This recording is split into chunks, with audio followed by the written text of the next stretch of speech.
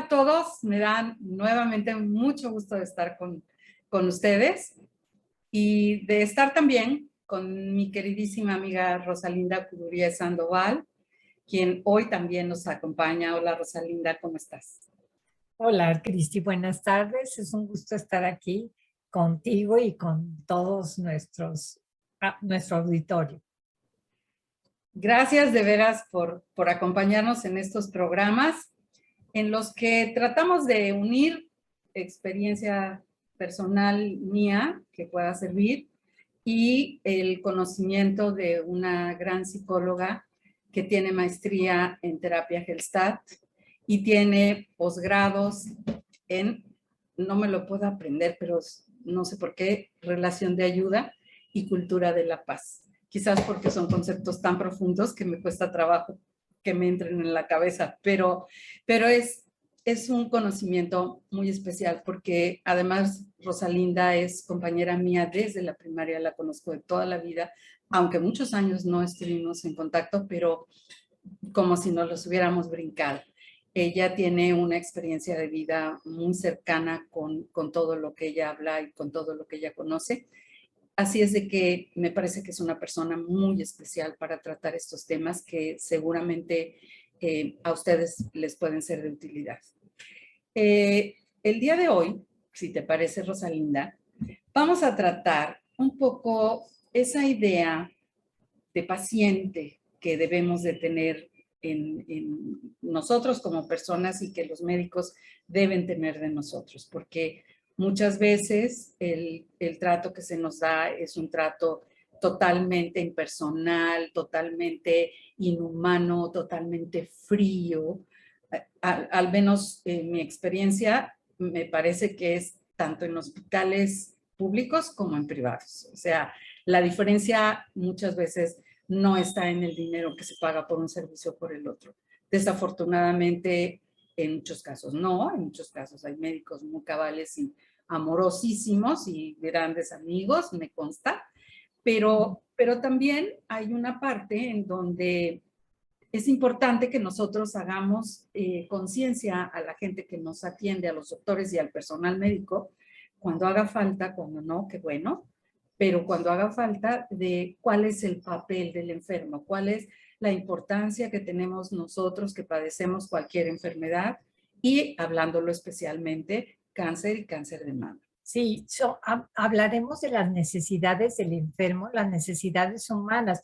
En muchos hospitales te ponen tus derechos, pero también el enfermo tiene necesidades y necesidades en ese aspecto de sentirse un ser humano, de que le hablen por su nombre. El enfermo no es un diagnóstico, una enfermedad, no es el enfermo, no es el diabético, no es el hipertenso, no es una persona que tiene un nombre y tiene la necesidad de ser llamado por su nombre.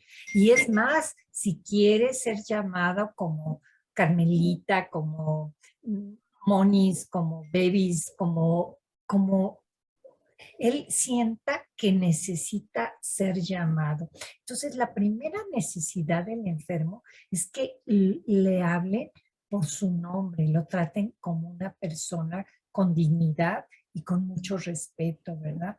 Otra necesidad del enfermo es recibir ese trato digno, esas muestras de afectividad, porque seas un enfermo tienes el derecho a que te maltrate, a que te ordene, o sea, estoy pensando alguien que te va a hacer unos análisis, unos estudios, una quimio, que te lo haga con afectividad, con trato digno, con humanismo, con delicadeza, porque además de ser doloroso, una inyección, una transfusión, o sea, necesitas esa calidez humana de que te va a hacer algo invasivo, ¿verdad? Esa intrusión a tu cuerpo de algo que va a ser intrusivo y doloroso, ¿verdad? ¿Verdad? Entonces, con mucha humanización, con mucha afectividad, a recibir amor. Y también tienes derecho a dar amor. Muchas veces, no, no, no, usted no haga esto. No, no. O sea, los extremos, ¿verdad? Que también te permitan decir y decidir hasta dónde puedes hacer y hasta dónde quieres hacer esas preguntas para que tú, o sea, te den lo que necesite con ese trato justo, humano, de respeto y de amor, y también tú también puedas hacer lo que puedes hacer y lo que quieres hacer, como tu pararte, tu peinarte, tu asearte tu cara o lavarte tus dientes, cosas que tú puedes hacer y que decides hacer, ¿verdad? O comer. Y también muestras de afectividad, o sea, no porque estás enfermo tienes la discapacidad para dar amor o para dar afecto, ya sea de contacto, de palabra, de hechos o de regalar algo de ti, ¿verdad? Aunque sea una sonrisa. Entonces, que no te vean como un discapacitado de dar amor. También muy importante para el enfermo, releer su propia historia. ¿Qué es releer? Porque tú cuando entras a un hospital o a una clínica, ya eres un número, estás excluido, un número de una cama o un diagnóstico o una enfermedad, pero tú afuera eres o un profesionista o una ama de casa y también importar que eso importe todavía. Sigue siendo esa persona que está en un stand-by o está, digamos, como cuando estás de vacaciones, ¿verdad? Pero no dejas de ser mamá, no dejas de ser profesionista porque estás enfermo. Entonces también que las personas que acuden a ti se puedan interesar en esa parte de que tú les hables y es parte de tu historia de vida, de tu profesión, de lo que haces afuera, si eres abogado, si te gusta, si eres cantante, si eres ama de casa, cómo llevas tu economía, cómo cuidas a tus hijos, lo que te deleite, lo que te guste, ¿verdad? En ese momento o en tu pasado, ¿verdad? Es releer tu historia de vida y así te vas dando cuenta de la persona que eres, de la persona que has logrado, qué sentido ha tenido tu vida, ¿verdad?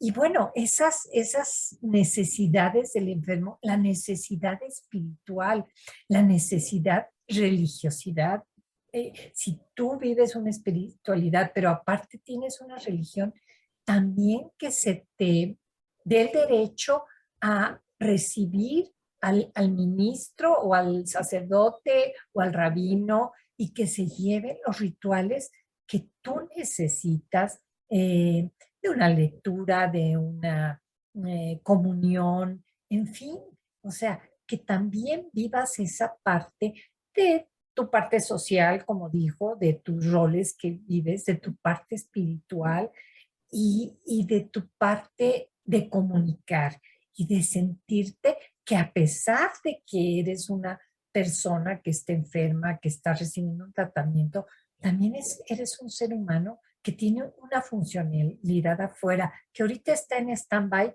pero que no dejas de ser esa persona. Totalmente de acuerdo, Rosalinda. Y yo diría dos cosas, que por un lado, el hecho de estar enfermos efectivamente no nos hace discapacitados por completo, sino que estamos frágiles, estamos dependientes de ciertas ayudas, pero es importante que sigamos manteniéndonos como las personas que somos y para nosotros mismos también es fundamental seguirnos sintiendo nosotros mismos y actuando como tales, haciendo lo que podamos y dejándonos apapachar en lo que no podamos o en lo que prefiramos Claro. que alguien nos ayude. Pero tampoco que se nos oculten cosas, que nos mantengan al margen de problemas familiares o de situaciones en las cuales quizás a nosotros nos gustaría estar involucrados, Claro. que se nos quita el peso que no debamos cargar, porque muchas veces cargamos peso que no nos corresponde, porque como bien decías, no vamos a agravar la carga, ¿no? Pero en aquellas discusiones y en aquellos asuntos, por delicados que sean, en los que nosotros tengamos que intervenir, que no nos incapaciten por anticipado, que se nos Claro. pida la opinión y que seamos nosotros los que podamos participar y decidir si nos involucramos o simplemente tener la capacidad de decir no, perdónenme, por mucho que necesiten que yo participe, en esta ocasión no puedo. También reconocernos frágiles no es fácil, pero sí es algo que se puede hacer con humildad y con sencillez. Y por otro lado, también saber que seguimos siendo las personas de siempre, que podemos hacer las cosas, que no nos derrotemos, que no sintamos que la enfermedad es una carga que ya nos destrozó de abajo, que nos quitó la base, que nos tumbó, sino levantarnos y hacer lo poquito, despacio, reiniciando. Al principio yo no podía realmente hacer nada, el cansancio era abrumador, hasta la fecha estoy cansada y es un cansancio que no me puedo quitar y que pues, viene desde entonces y probablemente sea secuela de la enfermedad. Pero en ese entonces era un cansancio agobiante y así lo fui venciendo poco a poco y una cosita, mañana otra cosa y así poco a poco. También no podemos dejar la vida y regresar a la vida así como si nada hubiera pasado porque nos pasó un trolebús. O sea, la verdad, el cáncer es el cáncer. Y yo creo que sí es muy importante entender la dimensión de la enfermedad, pero eso no significa que nos tumbe, sino saber que tenemos necesidades, expresarlas, comunicarlas, que las personas que estén alrededor nuestro nos escuchen para que no sean más ni menos, que no nos quiten facultades, porque pues muchas veces ya acabamos en una posición de inservibles, o sea, no, a mi mamá no la pongas, no, a mi mamá yo me la llevo porque, pues no, tu mamá sigue viva y tu mamá está perfectamente consciente y tu mamá despacito, pero puede, ¿no? O sea, yo creo que es muy fácil interferir en la vida del enfermo y claro, es más fácil tomar decisiones por el enfermo, pero como tú dices, identificarnos no como una cama, no como un enfermo, no como una persona discapacitada, sino como seres capaces, enfermos en una transición. Y en el camino de una enfermedad de la cual vamos a salir y de la cual vamos a salir para estar bien. Entonces, pues el tránsito, pues sí hay que entenderlo como tránsito, pero saber que hay una luz al final del camino y hay una puerta de salida. Y las personas que nos acompañan, que sepan dosificar la ayuda y que nosotros digamos hasta dónde y hasta dónde no. Poner límites y como bien tú dices, ya estamos hablando de necesidades, que se pregunte hasta qué tanto, o sea, que en ocasiones puede haber un intermediario que comunique, porque muchas veces el familiar, como tú bien lo dices, está agobiado de si le doy esta noticia a mamá, de que de la decisión de un chico que va a entrar a la universidad, que no va a entrar, que va a cambiar de carrera, en fin, y mi mamá en este trance, o que si va a cambiar de trabajo, o que si va a llegar o si se va a ir. Y bueno, que te pregunten dosificado, pero humanamente, sigues siendo una persona, sí, como tú dices, muy cansada y puedes decir, no, no quiero saber ahorita de nada. O sí, sí quiero saber y quiero involucrarme y quiero participar en estos asuntos que me involucran, que me importan, ¿verdad? Y como tú dices, otra palabra que dijiste, poner límites, o sea, enseñarles a esas personas, decirle, la cama 103, no, soy Cristina, soy Rosalinda, me gustaría que me dijeran por mi nombre. Y entonces ir cambiando esa metodología, ese sistema tan rígido, tan burocrático, que como tú dices, no nada más es de hospitales de privados y hospitales de gobierno, hospitales civiles, militarizados, o sea, somos seres humanos los que estamos tratando con seres humanos, llámese la profesión que se llame, y educarlos en este ámbito de la humanización, del respeto.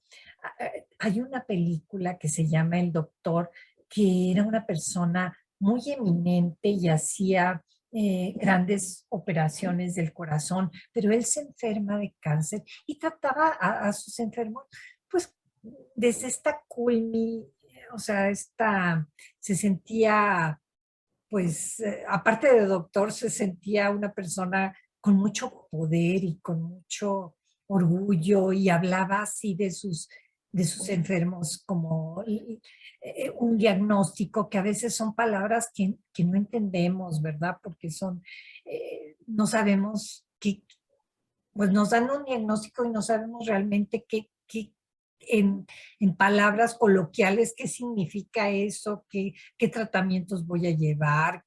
O sea, y entonces este hombre padece un cáncer y le ataca en la garganta. Entonces no puede comunicarse y pasa por esos procesos y se da cuenta cómo él trataba a sus pacientes, porque así es tratado por sus colegas y le hacen una unos estudios que no le correspondían a él, sino a su compañero de cuarto.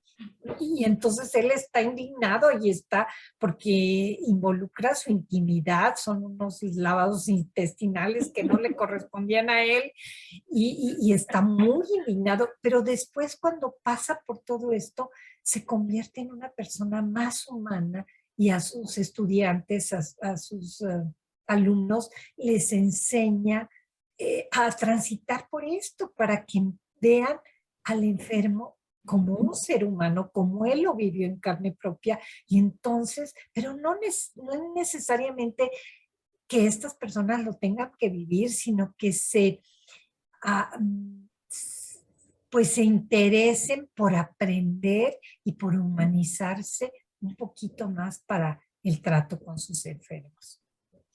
Yo pienso que en la vida todos tenemos que sensibilizarnos un poco más acerca de los otros y que la vida misma, por quizás la rapidez de las relaciones de ahora y por la forma de relacionarnos misma que es tan rápida, tan impersonal, tan a través de la tecnología y con una pandemia en medio, pues todavía menos sensibilidad del contacto físico, ¿no? Pero yo creo que estamos empezando a tener preocupaciones, por ejemplo, con los niños, como los niños pequeños que han vivido 2 años fuera de las escuelas, los chiquitos sobre todo, que no empiezan a conocer las relaciones desde pequeñitos, quién sabe cómo van a reaccionar a ese tipo de sensibilidad. Entonces yo creo que todas, mamás, maestros, debemos estar conscientes de lo que implica no perder esa forma de ser humana, sobre todo que tiene que ver con el valor de la persona. Empezando, como tú dices, por llamarnos por nuestro nombre, por no ser un número de teléfono o un botón del teléfono, porque ya ni el número, o sea, en nuestra época no sabíamos el número de teléfono de las amigas, o el propio, pero ahora ni el de uno, ¿no? Y por otro lado, también tenemos otros síntomas en donde si vemos que las personas seguimos siendo humanas y nos condolemos con el dolor de otras sociedades que están en guerra y los que están sufriendo la guerra, y de muchas maneras las personas encontramos la forma de conectarnos. Pero cuando nos toca directamente, yo creo que a veces no podemos arreglar el mundo todo, pero como dicen, si mi mundo cambia, si yo cambio, el mundo ya cambió y es a lo único que podemos aspirar. Entonces, el dar trato, incluso de la paciente a la enfermera, hey, enfermera, por favor, no. A ver, Mariana, ¿cuál es tu nombre? Mariana, ¿podrías hacerme favor de ayudarme con esto? O al doctor, el residente que me vino a ver porque me sentí mal, a doctor González, perdone, ¿sabe qué? Tengo calentura. O sea, ser nosotros el motor de una relación diferente, pero también provocarla, porque muchas veces no tenemos la información básica Y es importante que preguntemos, doctor, yo quisiera saber qué me van a hacer en la mastectomía. ¿Qué significa? ¿Qué me va a quitar? ¿Cuántas mujeres no hay? Y mira que te puedo mencionar a varias, que no tienen idea de si les quitaron o no ganglios. Y bueno, pues tú dices, da igual. No, no da igual. Porque cuando a una persona le quitan un ganglio o cuando le quitan 20 ganglios, pueden padecer una enfermedad posterior al cáncer. Linfoma, ¿no? Linfedema, linfedema, que es una enfermedad que mucha gente libra el cáncer, sale adelante del cáncer y que si padece el linfedema no lo supera y se puede morir. Y que se puede prevenir de manera muy sencilla cuando te han quitado ganglios. Es muy importante que estemos informadas y que sepamos de su existencia, pero los doctores no nos dicen. Nos dicen, mire, si a usted se le inflama el brazo, lo levanta. Y usted va a hacer unos ejercicios, unas arañitas así en la pared, y con eso ya, y nunca le hablan de la enfermedad, cosa que no es cierto. El linfedema es una enfermedad de prevención sencilla que puede evitarnos graves problemas con el hecho de que nos la mencionen. Pero hay que saber qué preguntar. Hay que forzar un poco a los médicos y al personal médico a que sí nos den información. Yo entiendo que están sobrecargados, yo entiendo que su labor no es sencilla, pero nosotras como pacientes tenemos que saber. El cáncer es una enfermedad que nos deja muchas secuelas. Y la verdad, tenemos todo el derecho, como dices, de ver por nuestras necesidades. Claro, y si no nos las solucionan, pues un poco exigirlas cuando tenemos derecho a ello, ¿no? Sí, y que te hablen con un lenguaje claro, objetivo y real de no solo qué implica el que te quiten los ganglios, qué implica claro. El linfodema, qué ejercicios necesito, qué rehabilitación. A veces requieren de una manga, tiene un nombre, ¿verdad? La manga. Es una manga de compresión. Sí, es una manga cuando es brazo, pero hay de pierna. O sea, es en cualquier parte del cuerpo para cualquier tipo de extracción de ganglios. Porque la linfa, que es una sustancia que nosotros producimos de desecho, no puede salir, son las coladeras del organismo. Entonces, si no hay la coladera, no hay un dren. No sale, no hay un dren y efectivamente se inflama y eso tiene consecuencias muy severas, ¿no? En la parte del cuerpo puede ser cuello, puede ser las extremidades generalmente. Entonces sí es importante saber, ¿no? Pedir esa información. Y otra cosa que decías, o sea, esto es recíproco. O sea, ¿cómo pedimos eso? Pues dándolo, ¿verdad? Pidiendo ese trato también, porque muchas veces nada más volteamos a ver a los doctores o a las enfermeras o a las personas de servicio, afanadores, en fin, pero también nosotros cómo pedimos las cosas. Sí, estamos enfermos, estamos con dolor, pero también pues tenemos dar el ejemplo si queremos ser tratados con respeto y con humanización, ¿verdad? Y entonces, pues si yo le hablo por mi nombre, le voy a pedir que me diga el número de cama y mi nombre, pero que no se olvide que yo soy fulanita de tal, ¿verdad? Y que tengo un nombre y me gustaría que me llamaran por mi nombre, ¿verdad? Y pues también en esos momentos, pues conocer qué necesitas, qué quieres, tanto de las enfermeras, hay tanto personal en el área de un hospital o de una clínica, que no nada más son los doctores, los residentes, las enfermeras, las afanadoras, los camilleros. Bueno, es mucha gente la que está interviniendo en tu vida en ese momento. Y la que interviene durante todo el proceso y durante toda la vida posterior también es importante después de ya que pasamos todo el proceso de la operación o de la quimioterapia y luego la operación y las radiaciones. Después también seguimos teniendo necesidades especiales para adaptarnos de nuevo y reingresar a la vida. Y Y de nuestros familiares, por ejemplo, algo que tenemos que entender es que pues podemos volvernos un poco miedosos de ciertas cosas y hay que entender, somos sensibles a ciertos temas, somos quizás ya no tan fuertes físicamente, hay un deterioro físico. En fin, no sé, las circunstancias de cada quien, cada cáncer es especial, pero yo pienso que entendiéndonos unos a los otros, hablando las cosas, como se ha dicho, teniendo ese amor y ese interés por el otro, podemos llegar a mejores soluciones que solamente pensando en nuestra enfermedad, centrándonos en nuestro dolor y solamente viendo nuestra perspectiva. Oír a los demás, ver cómo se ve nuestra enfermedad o cómo nos vemos insertados en nuestros contextos, nos van a permitir tener un poco más de aligeramiento de la carga porque también te distrae un poco la mente, no estás todo el tiempo obsesionada con la enfermedad y con que me duele, o sea, te involucras en algo diferente, ¿no? Y compartirlo con otras personas, dar el testimonio o la ayuda que podamos dar en un grupo de aconsejar o de simplemente compartir la experiencia, pues yo creo que es muy importante porque a veces la necesidad es de información y no solo del personal médico o de los médicos en sí, sino muchas veces hace falta la información de persona a persona.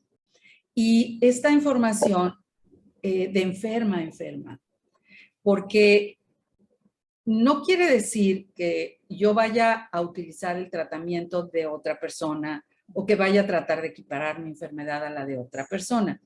Pero sí es cierto que si yo me estoy muriendo de miedo para ir a una quimioterapia y no sé qué es una quimioterapia, no sé qué me van a hacer, o un estudio de gamagrama, no sé qué es, qué me van a hacer, pues sí te atemoriza. Entonces, escuchar la opinión de otras personas que ya se los hicieron, no, no te preocupes, mira, es un estudio que te van a hacer como un escaneo, te van a poner un método de contraste y te van a dejar esperando un ratito y te van a hacer, es algo muy tranquilo. Eso ya te da tranquilidad, ya vas menos miedosa. O el hecho de que te expliquen cómo sería una mastectomía, en qué consiste. Yo pienso que eso ayuda a no tener tanto miedo. Y a veces hay que buscar, hay grupos en redes sociales, las redes sociales de hoy ayudan en muchos sentidos y desayudan en otros. Pero si buscamos redes sociales en donde sean responsables, yo conozco una que se llama Mexicanas luchando en contra del cáncer de mama, mujeres mexicanas luchando en contra del cáncer de mama, en donde no se permiten anunciantes, nadie puede sacar información, es un grupo cerrado muy cuidadoso, en donde las mujeres pueden preguntar y la respuesta nunca es tómate esto, úntate esto, no, nada. A mí mi médico me recomendó esto, pero pregúntale tú a tu médico. A veces son preguntas, por ejemplo, ¿puedo tomar leche durante la quimioterapia? Y las respuestas, pues puedes ver en las respuestas de las mujeres si sí se puede o no se puede, ¿no? O sea, pues yo he tomado leche toda la vida y no me ha causado nada, porque también hay muchos mitos, ¿no? Entonces, la información, hay que buscar fuentes fidedignas y la mayor información posible para evitar el miedo, ¿no? Sí, y como dices, hablar desde lo que a mí me vivió y ya te das un panorama con 5 o 6 casos. Claro, con esa recomendación al final, si es algo pues delicado, si es algo pues nada más, oye, dormir de lado, dormir de costado.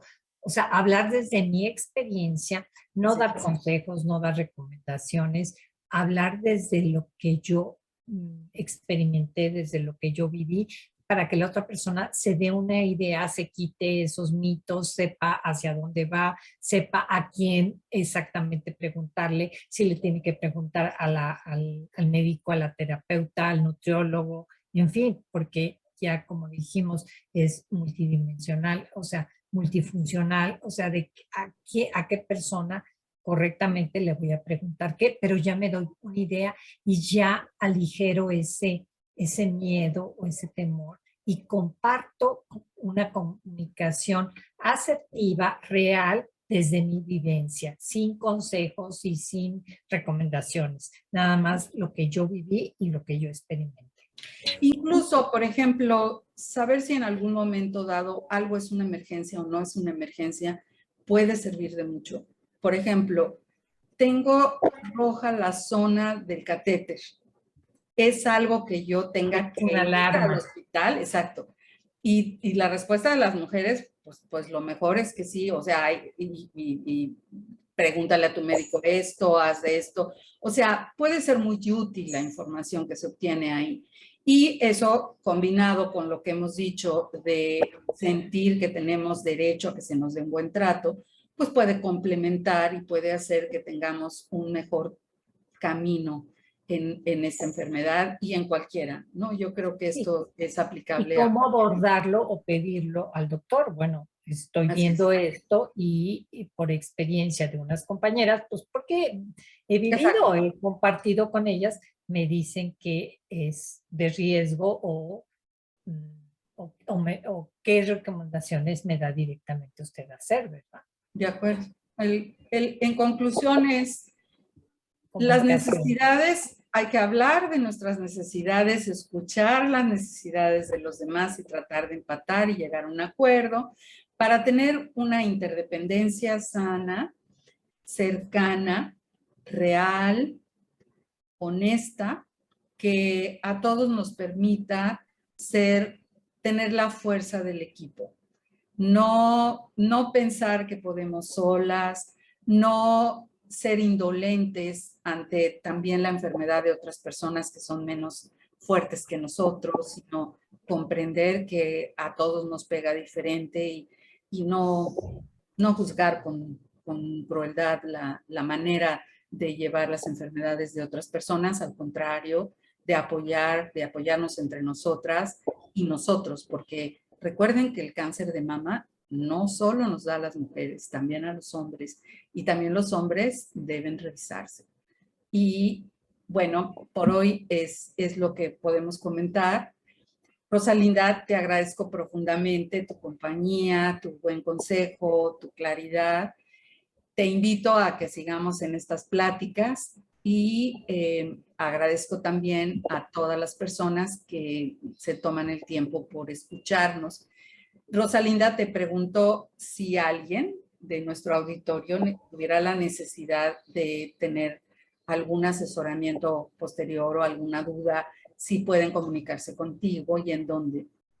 Sí, mira, yo radico aquí en Guadalajara, doy consultas en mi espacio y también puedo hacer consultas a domicilio. Mi teléfono es el 33 10 39 22 35 y pues ahí me pueden contactar para cualquiera de las dos cosas, ¿verdad? Y estoy muy contenta y muy agradecida de estar contigo y con este auditorio. Esperemos que toda esta información pues les sea útil y les ayude en este camino, ¿verdad?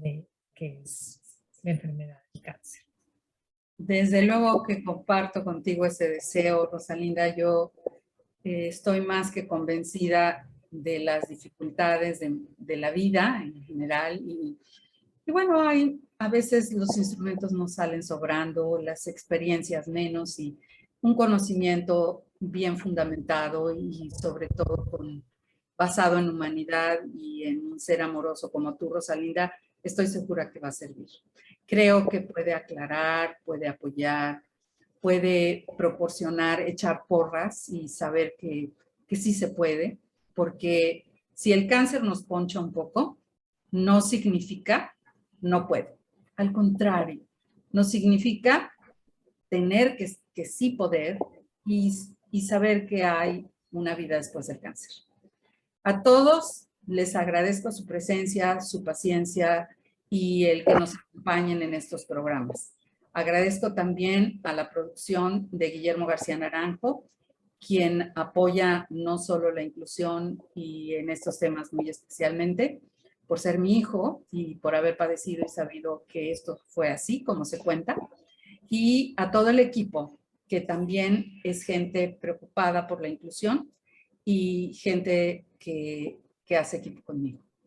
Muchas gracias. Gracias, Rosalinda. Gracias. Gracias a Bye. todos y hasta la próxima.